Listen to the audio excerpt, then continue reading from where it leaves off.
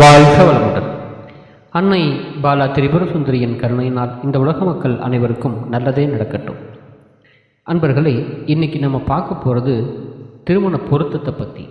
நலமான வாழ்க்கை வாழ கட்டாயம் 2 பேர்த்துடைய ஜாதகம் பொருத்தம் அவசியம் பொருந்திருக்கணும். சரி, ரெகுலராக நம்ம பொருத்தம் பார்க்குறோம் தானே அப்படின்னு பார்த்தோம் அப்படின்னாக்கா, இன்றைக்கி இருக்கக்கூடிய இந்த வேகமான காலகட்டங்களில் நெட்டில் பொருத்தம் பார்க்குறோம். 8 பொருத்தம் வருது, 10 பொருத்தம் வருது அப்படின்னு சொல்லி நம்ம திருமண ஏற்பாடு செய்கிறோம். என்னை பொறுத்த வரைக்கும் அதில் ஏதோ ஒரு தவறுகள் நிகழக்கூடிய வாய்ப்பு நிறைய உண்டு. பொதுவாகவே குடும்ப வாழ்க்கையில் பின்னாடி பிரச்சனைகள் வர்றது, மாமனார் மாமியார் கூட அந்யோன்யமாக இல்லாமல் போகிறது, இவங்களுக்குள்ள ஒரு ஈகோ பிரச்சனையினால் பிரிவினை வர்றது, இது எல்லாமே அந்த கிரகங்களுடைய அமைப்பு மூலியமாக இருவருக்கும் பொருந்தலைன்னா எதிர்குணம் கொண்ட இருவரையும் நம்ம சேர்த்து வச்சிட்டோம் அப்படின்னாக்கா அது கட்டாயம் ஏதோ ஒரு வகையில் சிக்கல்களை உருவாக்குது, பின்னாடி அவங்க வாழ்க்கையை பாதிக்குதுன்னே சொல்லலாம்.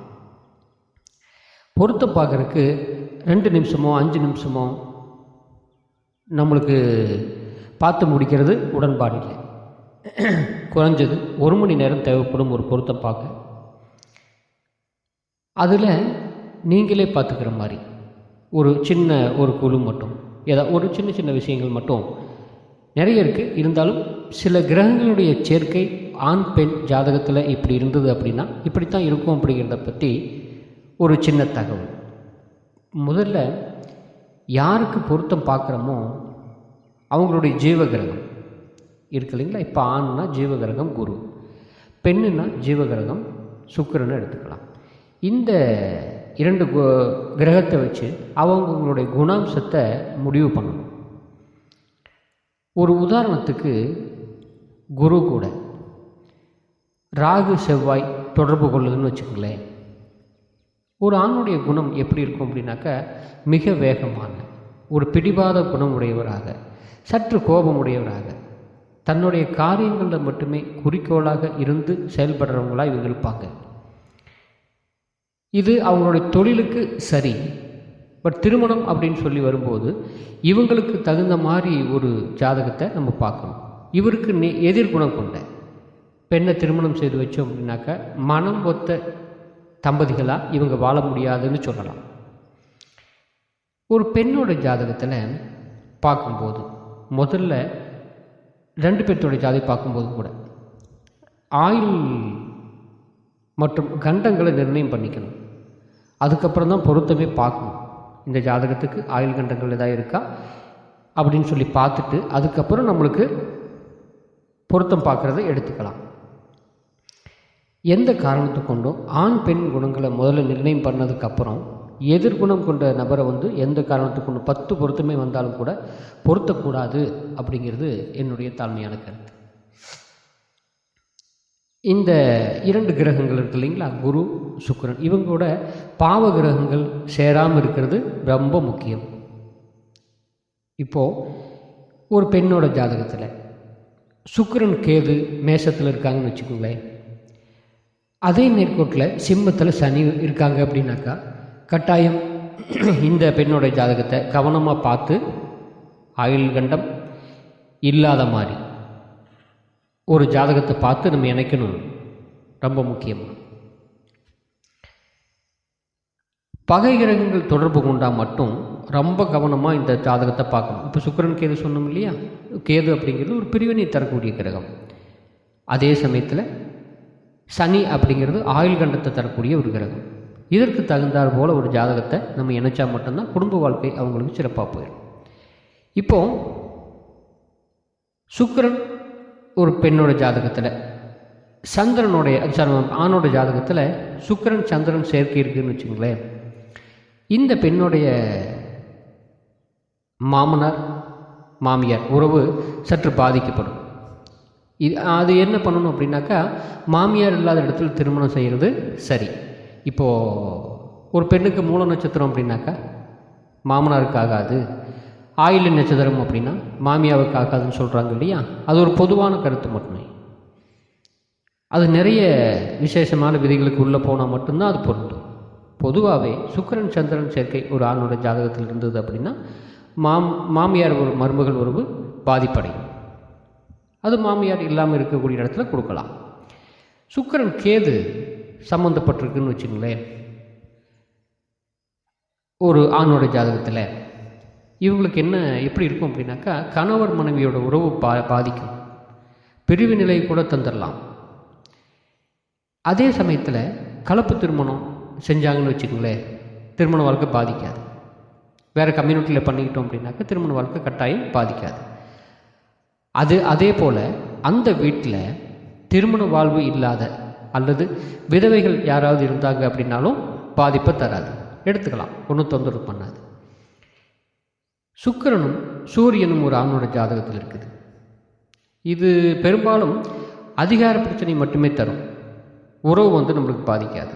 என்ன தலைமை பதவியில் இருப்பாங்க, ஒரு நல்ல ஒரு வருமானத்தில் ஒரு ஹை போஸ்டிங்கில் இருப்பாங்க, அந்த மாதிரி ஒரு மனைவி அமையும். சுக்கிரன் ராகு சேர்ந்துருந்தாங்கன்னு வச்சுக்கோங்க, இது பெரும்பாலும் ஒரு நோயை மட்டுமே தருது, உடம்புல உறவு பாதிப்பு அப்படிங்கிறத கட்டாயம் தர்றதில்லை. எதிர்ப்பாளருடைய ஆயுள் நோயை மட்டுமே கவனித்தா மட்டும் இதுக்கு போகும். இதுக்கு பரிகாரம் என்ன அப்படின்னாக்கா, வெளிநாட்டில் வேலை அல்லது வேற்று மதமாக ஜாதியாக இருந்துருச்சு அப்படின்னாக்கா பாதிப்பை கட்டாயம் இந்த சுக்கிரன் ராகு தர்றதில்லை. ஒரு பெண்ணோட ஜாதகத்தில் கணவனை குறிக்கக்கூடிய புதன், கணவனை கொடுக்கக்கூடிய செவ்வாய் புதன் கூட சேர்ந்து இருந்தது அப்படின்னாக்கா, இது கணவன் மனைவிக்குள்ள வாக்குவாதத்தை யாரும் விட்டு கொடுத்து போக மாட்டாங்க. ஒரு ஈகோ அந்த இடத்துக்கு வந்துடும், உறவுகள் கட்டாயம் இதில் பாதிச்சிடும். கவனமாக பார்த்து இணைக்க வேண்டிய ஒரு ஜாதகம். பெண்ணோட ஜாதகத்தில் செவ்வாய் சனி சேர்க்கை இருக்குது அப்படின்னா கணவன் மனைவியினுடைய கருத்து வேறுபாட்டு வந்துடும் இவங்களுக்கு. அதே சமயத்தில் வாழா நிலையை கூட கொடுத்துடலாம். ஒரு பெண் வந்தோடனே ஒரு கணவன் வீட்டில் கணவனுக்கு முன்னேற்றம் உண்டு அப்படின்னு சொல்கிறோம் இல்லையா, அந்த மாதிரி ஒரு முன்னேற்றத்தை ஒரு சில ஜாதகங்களுக்கு கணவனுக்கு வரக்கூடிய அதிர்ஷ்டத்தை முறியடிக்கக்கூடிய வாய்ப்பு கூட இந்த இணைவுக்கு உண்டு. இதில் என்ன பரிகாரம் அப்படின்னாக்கா, வேலைக்கு செல்லும் கணவன் அல்லது வேலைக்கு போகக்கூடிய கணவன் அல்லது இன்னும் கொஞ்சம் ஏதாவது ஒரு ஊனம் இருக்குது இல்லையா, கண் பகுதியாக இருக்கட்டும், காலாக இருக்கட்டும், கைப்பகுதி, சிறு ஊனங்களை எடுத்துக்கிட்டோம் அப்படின்னாக்கா இந்த பாதிப்பை கட்டாயம் தராது. பெண்ணோட ஜாதகத்தில் செவ்வாய் ராகு சேர்க்கை இருந்தது அப்படின்னா இதுவும் நோயை தரக்கூடியது தான். அதே சமயத்தில் இந்த உறவில் இது பாதிக்காது, ஆனால் உடம்புல ஏதாவது தொந்தரவை நம்மளுக்கு கொடுத்துரும். ஸ்கின் சம்மந்த உடல் சார்ந்த பிரச்சனைகளை இது கொஞ்சம் கொடுக்குது. பெண்ணோட ஜாதகத்தில் செவ்வாய் கேது சேர்ந்து இருந்தது அப்படின்னா ரொம்ப கவனமாக பார்க்கணும். ஏன்னா கேது வழக்கு சம்பந்தப்பட்ட ஒரு கிரகம், பிரிவினையை தரக்கூடிய ஒரு கிரகம். இவங்களுடைய உறவு ஏதோ ஒரு வகையில் கோர்ட்டுக்கு போகக்கூடிய வாய்ப்பு நம்மளுக்கு உண்டு. இந்த செவ்வாய் கேது இணைவை இருக்கக்கூடிய பெண்ணோட ஜாதகத்துக்கு அந்த குடும்பஸ்தானமும் 7ஆம் இடமும் அந்த ஆணோட ஜாதகத்தில் சுக்கிரன் கெடாமல் அல்லது கேது சனி செவ்வாய் இந்த பாவகிரகங்களுடைய சேர்க்கை இல்லாத ஜாதகத்தை பார்த்து திருமணம் செஞ்சு வச்சோம் அப்படின்னாக்கா மிகப்பெரிய நன்மை கொடுக்கும். இன்னும் சூட்சமாக கொஞ்சம் உள்ளே போனோம் அப்படின்னாக்கா, ஒரு ஆணுடைய ஜாதகத்தில் சுக்கிரன் எந்த இடத்துக்கு இருக்காங்க, இப்போது உதாரணத்துக்கு ரிஷபத்தில் சுக்கிரன் இருக்கார், சொந்த இடத்துல ஆட்சியாக இருக்காருன்னு வச்சுக்கோங்களேன். ஒரு ஆணோட ஜாதகத்தில்